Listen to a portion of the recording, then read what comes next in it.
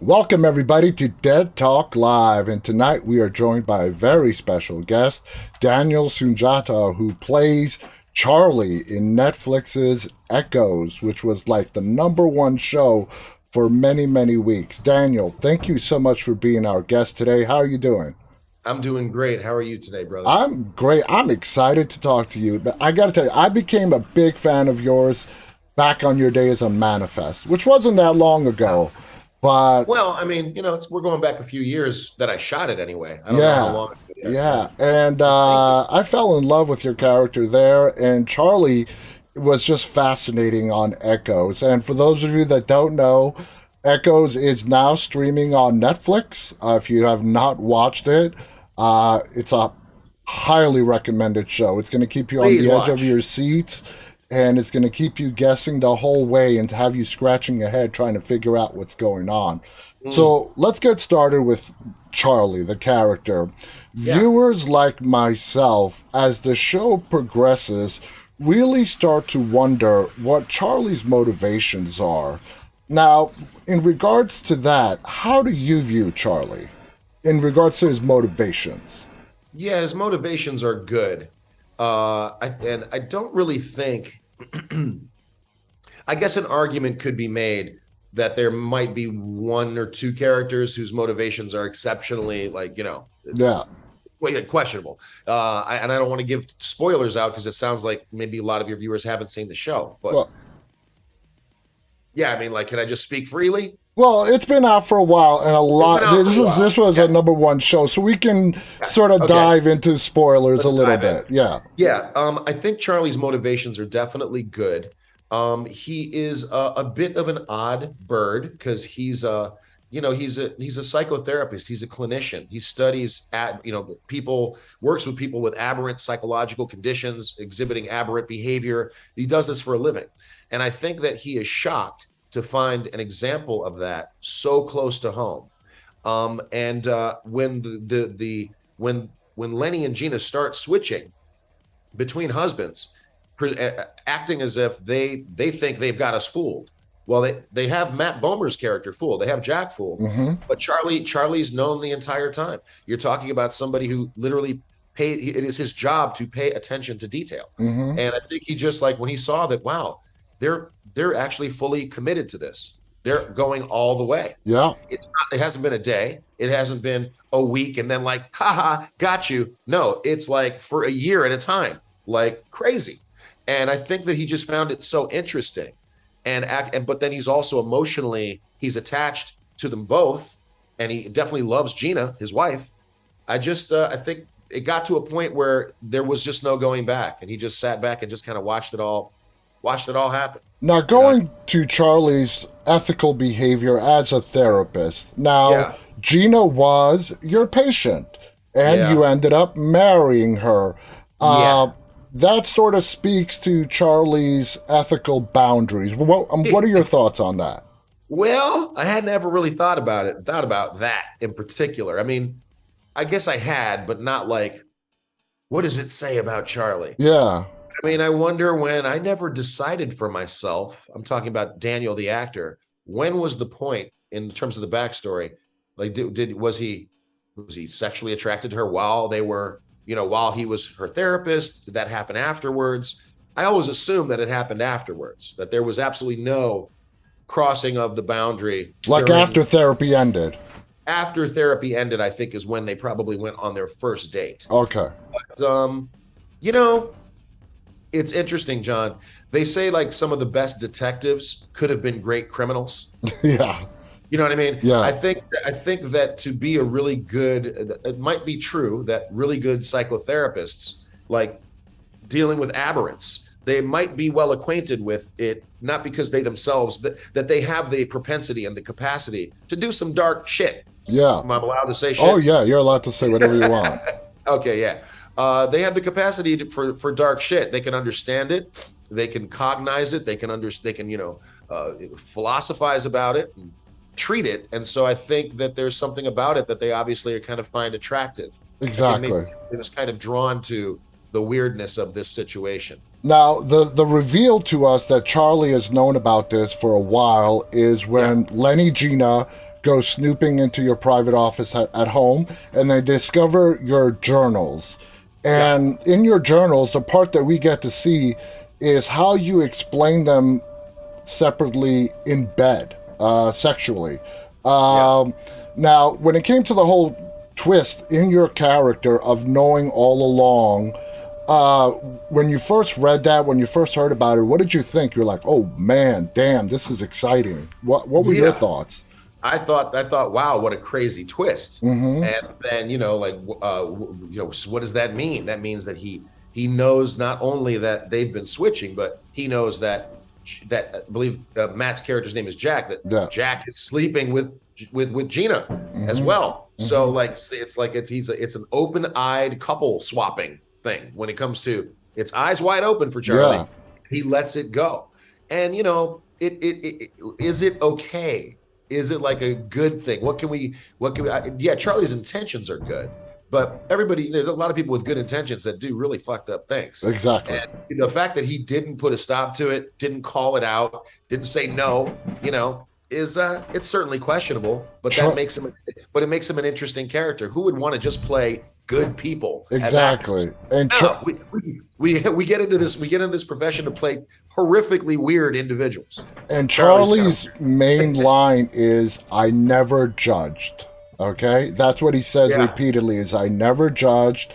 I watched, I observed, and I loved you for who you were. Now, Charlie was presented with a question towards the end of the series. Did you love me, or were you just fascinated by what we did? And he answers by saying, I was both fascinated and loved you both. Do you think he was being honest with that particular answer? I think he was, but I think he was in love with Gina and had love for Lenny. I think that's what happened. At least that's how it started out. When the series ends, I'm going to tell you this: the writers and the producers never told the actors who shows up at the end. Of course, we don't know. There's a mystery woman. No, I know that they want the audience to be confused, but they left us in the dark. So I think it was Lenny. I think it's Lenny that comes back at the very end. They're trying to set up a possibility of a sequel, which, just so your viewers know, I've heard nothing about this. I don't know if it's going to happen. I don't think it will. But it could. It could, and I definitely see a lot of possibilities with them bringing him back.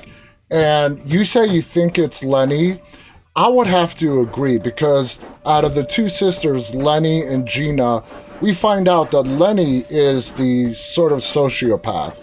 And we know that that's a product of her being damaged by seeing what her father did to her mother, and her sort of misinterpreting it. And then in that big confrontation scene towards the end, where they're at that waterfall, and Gina is trying to explain to Lenny that no, Mom wanted it to happen. It was a mutual decision. Lenny was finding it very hard to believe. Now, you can make a strong argument that Charlie is a manipulator himself. He does love them, but again, fascinated from a clinical standpoint to observe this up close in real time, and not only observe it, be a part of their lives. What are what's your take on that? Yeah, that's the appeal to his dark side that I think was too much for him to resist. Like I said, it's a case study that's happening in real time, not for 50 minutes twice a week with this really interesting person that comes in. No, this is in my life, happening right now in front of my face. And I think once he was able to get over maybe his jealousy, that, because he did have to allow, he had to be willing to share his in order to Gina in order to experience Lenny, right? I think once he got past that, it was like, again, I think you pass it, there's a point of no return. And I think he got so deep into it that at a certain point, like if he was going to call them out, he should have done it at the beginning. By the time we get to episode 6, or not that, but like once enough time had passed in the context of these relationships, I think it becomes harder and harder. And maybe he was more and more fascinated. Maybe he was more and more titillated, more and more seduced by it. And So yeah, I'm sure he's telling the truth that he was fascinated, and I'm sure he's telling the truth that there was love there, but there was also the appeal to his darker side. You know what I'm saying? And which was too strong. He never admits that, but No. that's absolutely true. That's absolutely true.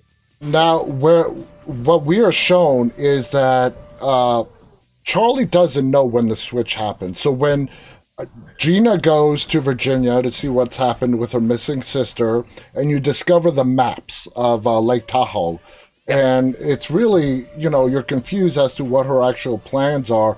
Are we to take away from that, yes, Charlie knew they were switching, but he didn't know when or how they were doing it? I think that is correct, because I was also confused. I was like, well, I thought that he's always known. So Yeah. why does he seem to be confused by this? I think that he sometimes doesn't know exactly when, or definitely exactly how. The lengths to which they go, John, they match scars. Yeah. They match, any little change, you know what I mean? Like they go so hard in the paint with the switching. So, I'm a father. And there have been times when I know one of my daughters is doing something. I don't know how she's doing it, and I don't know exactly when she's doing it. I've got 3 teenagers, so I know exactly what you mean. So you know exactly what I'm saying. Yeah. And so I think it was that. I think he was just confused. And then also there is genuine concern for their whereabouts. There's that one time I think where Gina's gone missing. At the police station. Yeah, and we got the big argument outside the police there, outside the hospital. So he definitely cares. He doesn't want anybody to get hurt, And you make a statement outside that police station to Lenny where you say, we both know what happens to Gina when she gets in this way. That's right. That's right. That was a very important statement hidden in there that I found fascinating. Now, at the very end, when we see the two of you together, the last line of the show is literally, I will figure out which of the two you are. Okay? And then the show ends.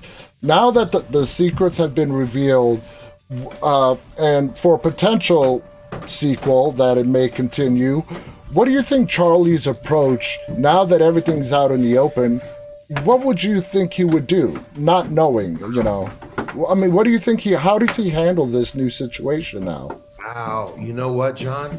I have no idea. And this is one of the reasons why. I've kind of thought about it. Like, okay, if there was a sequel, what would they do? Where do we go from here? You know what I mean? And thank God I'm not a writer. Yeah. Because I really can't answer that question. I wish I had an interesting. I don't know. I really don't know. Exactly. I think this might be a situation. Not everything. They always want to cover not cover their tracks, but they always want to set things up for the possibility of a sequel, just in case. But not everything. Some things are best just left weirdly unfinished. Exactly. And that's the whole point, is that it's weirdly unfinished. I think that's one of Charlie's lines as well.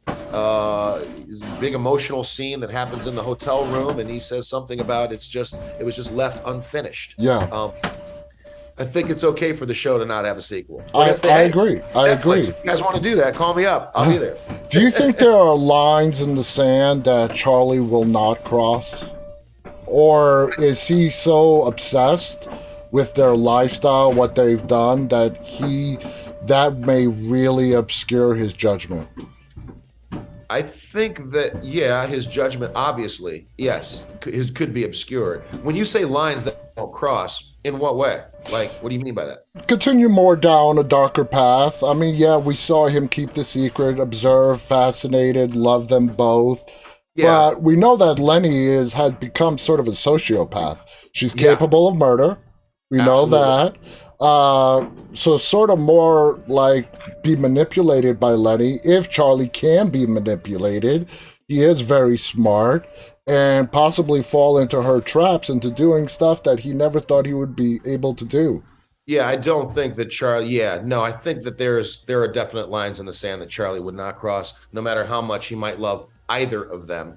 But with Lenny in particular, he's not gonna conspire with her to murder other people. You know what I mean? Or willingly participate in anything like that. No, absolutely not. I agree. During that party scene in Virginia, there's a moment where, you're having a conversation where it sort of feels like there are more skeletons that Charlie has in his closets that we don't get to find out about. When you were building up this backstory to play this character, did that ever come into play? How did you build a backstory to get into the mindset of Charlie? Well, Quentin Peoples helped a lot with that. He is like basically the creator, showrunner, executive producer. And we had a bunch of writers.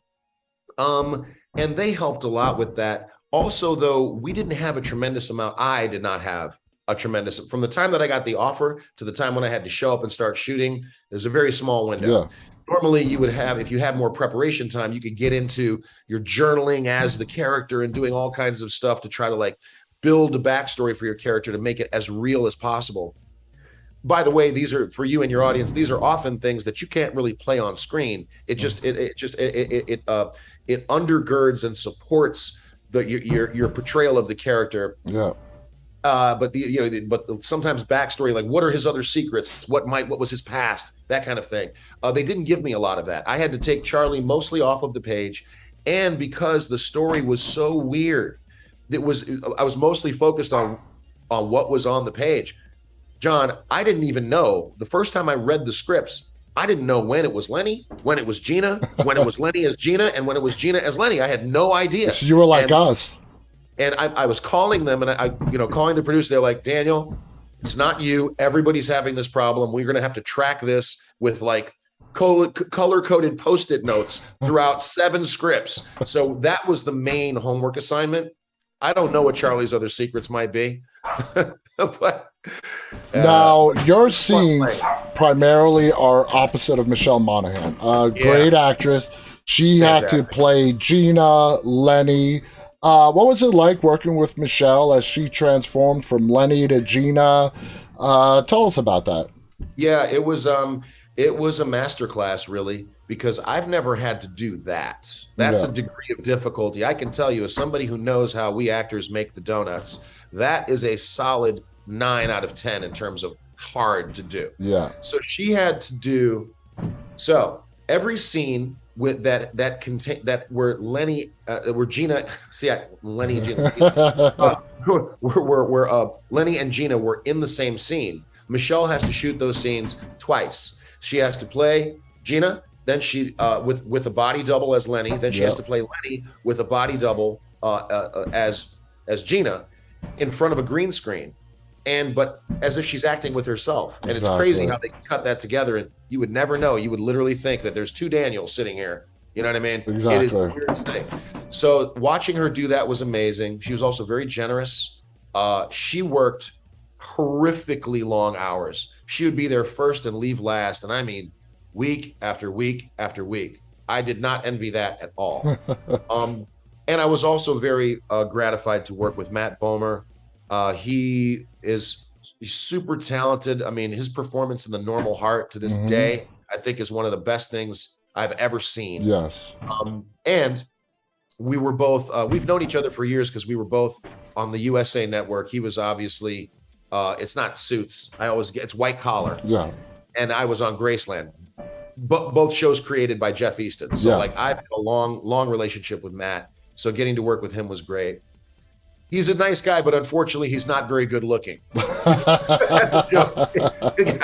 I've never seen more perfect symmetry on a human face than Matt Bomer.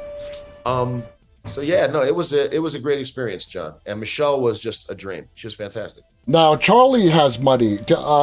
It's sort of mentioned that he comes from family money. Is that true? Is Charlie old family money, or is he a self-made man? I think he definitely has some family money, but I don't know if it's like old money. We're not talking Martha's Vineyard money. Like old money. Succession money. I don't think we're talking about that. I think that he definitely got an inheritance, and I think that he's also made a tremendous amount of money again as a clinician, as a psychotherapist. But did you see that house in West Hollywood? Oh my God, baller! Oh man, yeah. Karen Robinson was our guest a couple of weeks ago, and she did a great job playing Sheriff Floss. I posed a question to her that really one of the undertone themes of this show is how one little lie leads to another until you're ultimately trapped in a situation that you cannot get out of. What are Yeah, your thoughts on that? that is 100% true.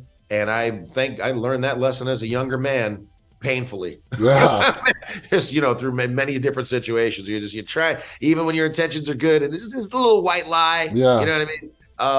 Yeah. I And it mean, ultimately, snowballs. the way out is, what'd you say? It snowballs. It snowballs on you. Before you know it, you're trapped in the snowball, you're rolling downhill, and the only way out is, ultimately it's always ugly. So Yeah.